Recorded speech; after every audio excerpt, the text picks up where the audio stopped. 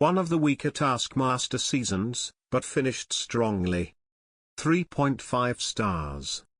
Taskmaster is a genius idea, and it's no surprise that it's been successful in so many countries. Kudos to Alex Horne. Taskmaster Australia is funny, though it's not as good as the original UK Taskmaster. Tom Gleeson has the swagger to be a strong Taskmaster, and Tom Cashman makes an excellent Taskmaster's assistant. He's ridiculously committed to the format and is subjected to all sorts of unpleasant things by the contestants, but is never fazed by this, to his credit. I also really enjoy his facial expressions when a contestant is tackling a task in totally the wrong way. But whilst Taskmaster UK casts are always fantastic, the Aussie casts are a bit more hit and miss, and Season 4 isn't the best. Obviously, weight of numbers in the respective populations mean that this isn't a fair fight.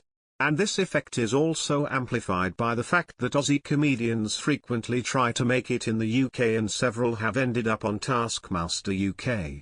For example, the extraordinary Sam Campbell stole the show in Taskmaster UK Season 16 but has yet to grace the show in his native Australia.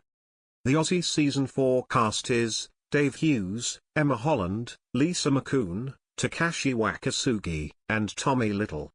I wasn't aware of Lisa before this series, and she's an actor rather than a comedian. I much prefer comedians over actors for Taskmaster, but to be fair, Lisa comes across very well in this series.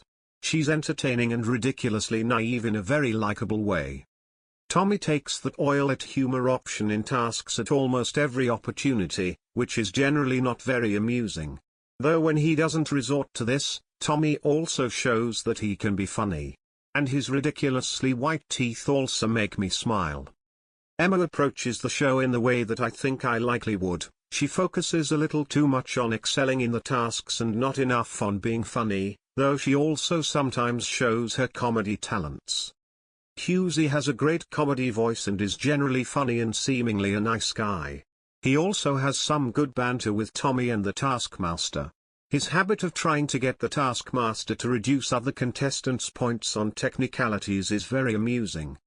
Waka is also funny, sometimes because he's a funny guy and sometimes because his English isn't up to native speaker standard and he doesn't always understand the tasks. This just about adds up to enough to make the season a good one, particularly as it improved as it went on.